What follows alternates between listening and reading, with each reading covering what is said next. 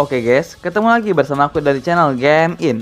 Jadi kali ini aku bakal mengulas anime Shingeki no Kyojin season 4 episode 9. Nah, tapi sebelum itu jangan lupa untuk klik tombol subscribe dan belnya ya, agar kalian bisa mendapatkan informasi terbaru dari channel aku. Dan jangan lupa untuk like, comment, and share ya, agar video ini bisa tersebar luaskan. Oke, kita lanjut ke videonya. Di episode sebelumnya, Mimin sudah bahas kejadian yang ada di episode 8, mulai dari bangkitnya Reiner, tertangkapnya Gabi dan Falco, hingga kematiannya Sasha Browse. Nah, di episode ke-9 ini, scenes pertama memperlihatkan Armin sedang berada di dekat Annie yang berada di dalam kristal pengerasan Titan. Pada saat itu, Armin sedang curhat dengan Annie perihal yang terjadi dengan Pulau Paradis dan sikapnya Eren yang telah susah dimengerti. Di scenes berikutnya, diperlihatkan flashback 3 tahun sebelum penyerangan Eren di Barrio, di mana pada saat itu armada kapal Marley yang sedang berada di dekat perairan Pulau Paradis, mereka kehilangan jejak armada lainnya dan sang kapten kapal memerintahkan untuk menyediakan unit 2 survei. Belum selesai berencana, tiba-tiba kapal mereka diangkat oleh Titan. Tidak lain dan tidak bukan adalah Titannya Eren. Eren langsung membawa kapal Marley ke pinggir pantai Pulau Paradis. Para tentara Marley itu disambut oleh Hanji dengan sangat ramah, walaupun sebenarnya cuma acting sih, sambil menyandera salah satu tentara Marley yaitu Niccolo.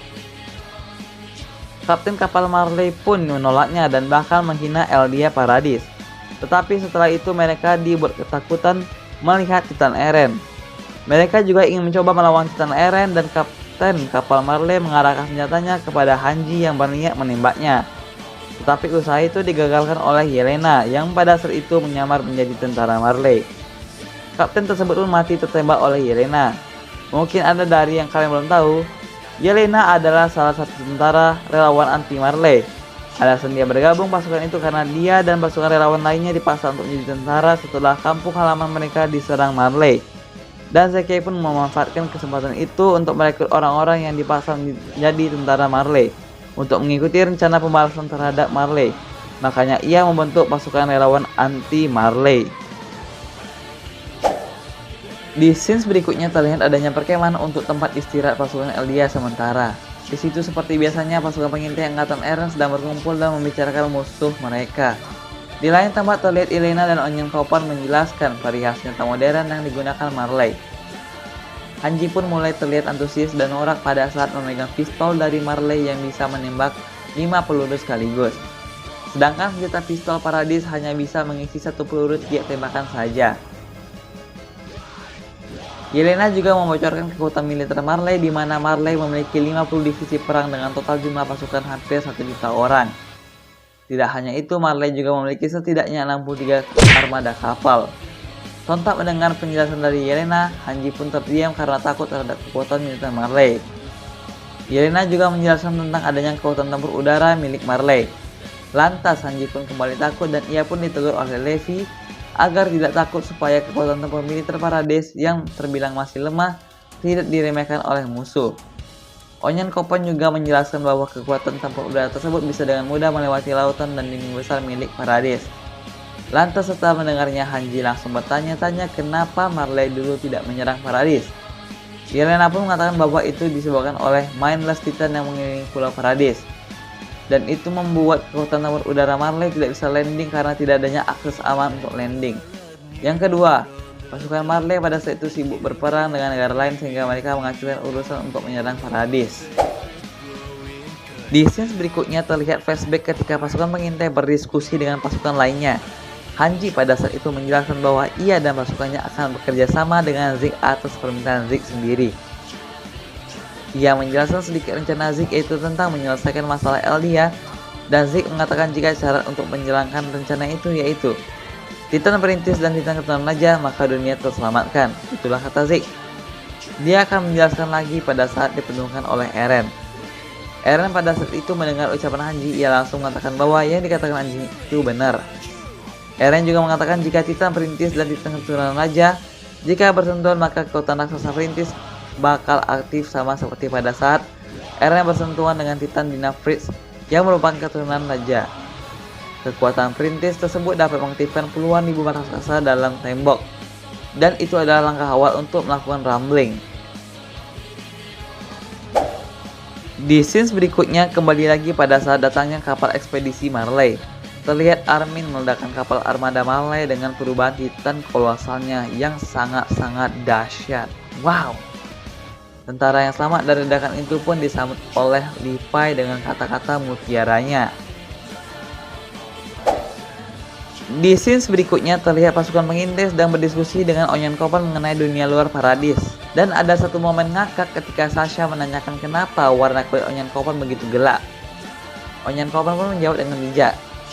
Pencipta berpikir jauh lebih menarik jika manusia dibuat beraneka ragam. Armin pun bertanya siapa pencipta manusia.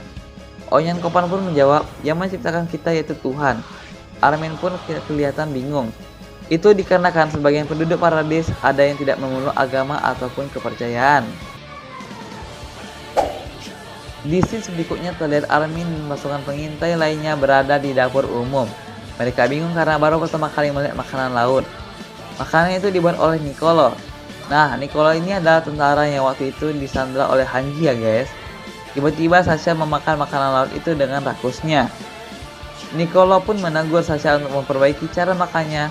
Di sisi lain, Niccolo sangat senang karena ada yang begitu suka dan menghargai masakannya. Ia pun mulai menyukai Sasha. Di scenes berikutnya terlihat pada saat setelah penyerangan oleh Paradis di Liberio. Niccolo pada saat itu bersikeras untuk berziarah ke makamnya Sasha. Tapi sebelum itu dia dihajar oleh salah satu tentara Paradis. Tetapi Jin dan Connie menyelamatkan Niccolo dari penyerangan tersebut. Pada saat menghampiri makam Sasha dengan rasa sangat berduka karena ia menyukai Sasha yang sangat menghargai masakannya. Ketika ayah dan ibu Sasha datang, ia menawarkan untuk melayani mereka dengan makanan lezat yang dibuatnya dan pastinya gratis. Di scenes berikutnya terlihat ada Levi dan Zeke berada di suatu gerobak kuda. Seperti biasa, Levi terus mengeluarkan kata-kata intimidasinya kepada Zeke dan ingin membawanya ke suatu tempat. Dan tempat itu adalah hutan dengan pepohonan raksasa yang membuat Zeke sulit melakukan perubahan. Zeke ingin mengatakan ia ingin membawa serta Falco dan Gabi. Kedua bocah itu sedang berada di dalam penjara. Di scenes berikutnya terlihat Pixies hendak menang pasukan relawan. Itu karena mereka tidak setuju dengan adanya Zeke di Pulau Paradis. Di scenes berikutnya terlihat Armin si bucin Annie masih berada di depan kristal Annie untuk curhat tentang isi hatinya. Mikasa pun juga mencurahkan isi hatinya di dekat makam Sasha. Dan Eren juga mengatakan isi hatinya di dalam penjara. Dan scenes pun berakhir. Oke guys, sekian dulu dari video aku. Jangan lupa untuk klik tombol subscribe dan belnya agar kalian bisa mendapatkan informasi lebih lanjut dari channel aku. Dan jangan lupa untuk klik tombol like, comment, and share ke teman-teman kalian semua agar video aku ini bisa tersebar luaskan. Assalamualaikum warahmatullahi wabarakatuh. See you next time and bye bye.